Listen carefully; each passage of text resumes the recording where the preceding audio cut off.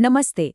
आज हम 2026 के सबसे बड़े फाइनेंशियल सरप्राइज का विश्लेषण करने वाले हैं, गोल्ड मार्केट क्रैश। हम बचपन से सुनते आए हैं ना कि सोना यानी सबसे सेफ इन्वेस्टमेंट, लेकिन पिछले कुछ समय में जो हुआ है उसने बड़े बड़े एक्सपर्ट्स को चौंका दिया है। अचानक से मार्केट में एक ठहराव आ गया है और जो एसेट सबसे सुरक्षित माना जाता था वो ही हिल गया है। तो चलिए बिना किसी देरी के समझते हैं कि इस गोल्डन ट्रैप के पीछे आखिर माजरा क्या है। जरा इस नंबर पे गौर कीजिए, सिर्फ 15 टन।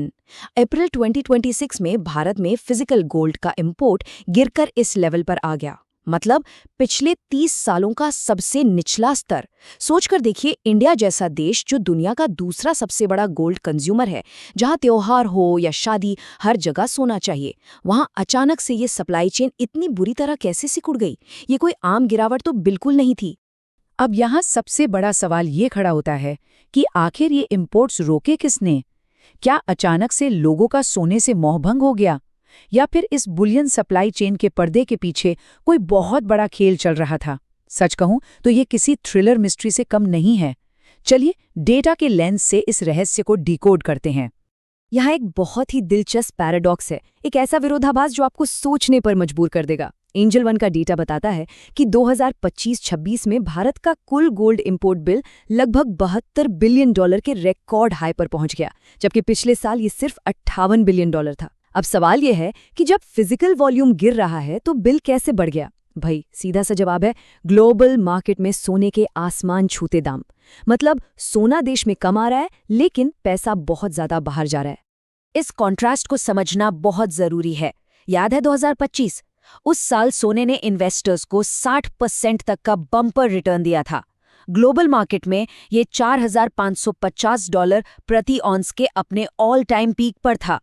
जिन लोगों ने पैसा लगाया था उनकी तो चांदी हो गई। लेकिन 2026 की रियलिटी एकदम उलट है। इंपोर्ट्स क्रैश कर चुके हैं, मार्केट एकदम शांत पड़ा है और जो स्मार्ट इन्वेस्टर्स हैं वो अब धड़ल्ले से प्रॉफिट बुकिंग कर रहे हैं।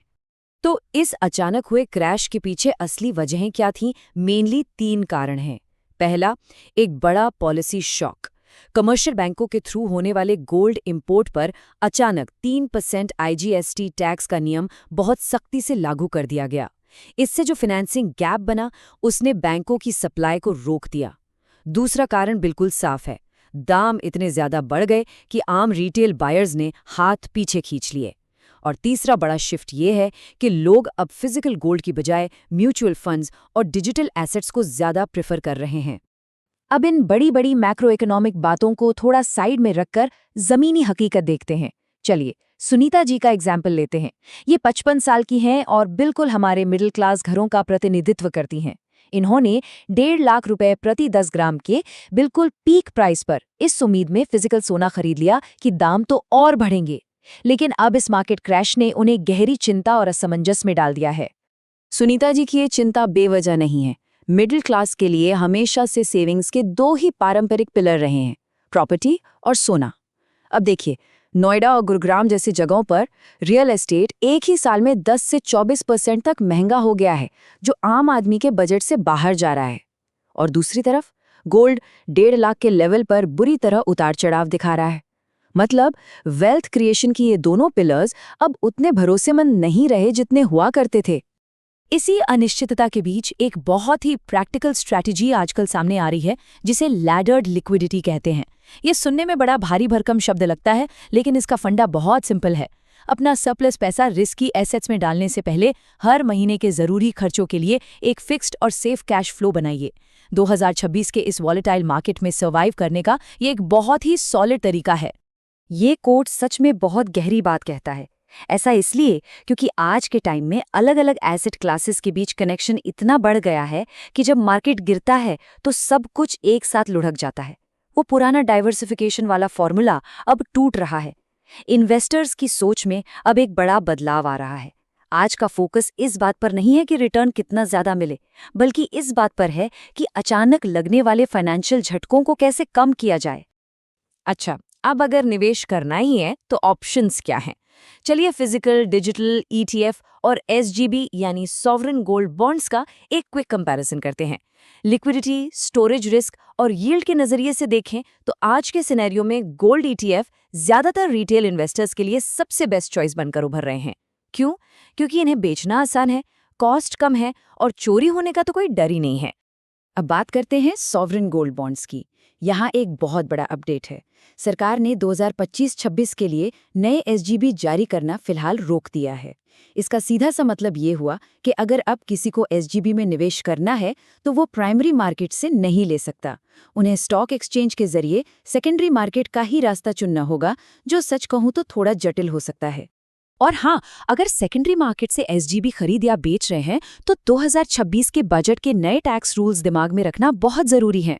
अप्रैल 2026 के बाद अगर एसजीबी बेचा जाता है तो short term capital gains income tax slab के हिसाब से लगेंगे।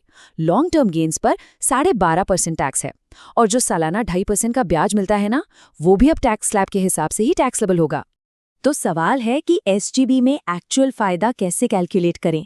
इसके लिए यील्ड टू मैच्योरिटी या वाईटीएम का कॉन्सेप्ट समझना होगा। इसके 3 मेन पार्ट्स होते हैं। पहला स्टेप, देखिए कि एक्सचेंज पर मार्केट प्राइस के मुकाबले बॉन्ड पर कितना डिस्काउंट मिल रहा है। दूसरा स्टेप, वो 2.5% का सालाना ब्याज जो मिलेगा। और तीसरा, मैच्योरिटी तक सोने की कीमत में होने वाला एक्चुअल इजाफा। इन तीनों को जोड़कर ही असली रिटर्न बनता है।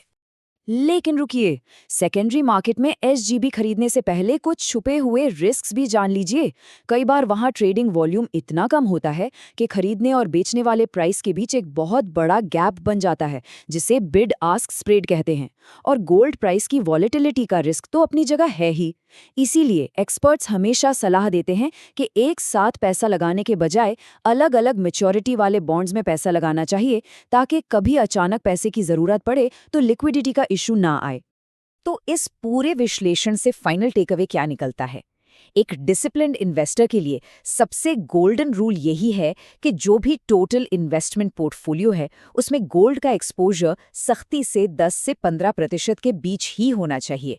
एक साथ बहुत सारा फिजिकल सोना खरीदने के बजाय गोल्ड ईटीएफ में एसआईपी के जरिए एक अनुशासित तरीके से इन्वेस्टमेंट करना आज के समय की सबसे बड़ी समझदारी है। ये जो कोट है ना, सोना सिर्फ एक टूल है, पेंशन नहीं, ये एक बहुत ही पावरफुल नजरिया है। हमारे यहाँ कई परिवार अपनी पूरी फाइनेंशियल सिक्योरिटी का बोझ सिर्फ सोने पर डाल देते हैं। लेकिन सच तो ये है कि एक मजबूत फाइनेंशियल प्लानिंग में सोना सिर्फ एक सपोर्ट सिस्टम की तरह काम करना चाहिए, ना कि पूरी की पूरी नींव। और अंत में इस पूरी चर्चा को समेटते हुए हम एक बहुत ही अहम सवाल पर आकर रुकते हैं। आज जब मार्केट में इतना एक्सट्रीम उतार चढ़ाव है, तो वेल्थ क्रिएट करते समय अप्रोच क्या होनी चाहिए? क्या हमें सिर्फ आंख मूंद कर सबसे ज्यादा रिटर्न के पीछे भागना चाहिए, या फिर अपने परिवार की सुरक्षा के लिए जो पर्याप्त है उस स्थिरता का लक्ष्य बनाना चाहिए? जरा सोचिएगा जरूर। आज के इस एक्सप्लेनर में जुड़ने के लिए बहुत बहुत धन्यवाद।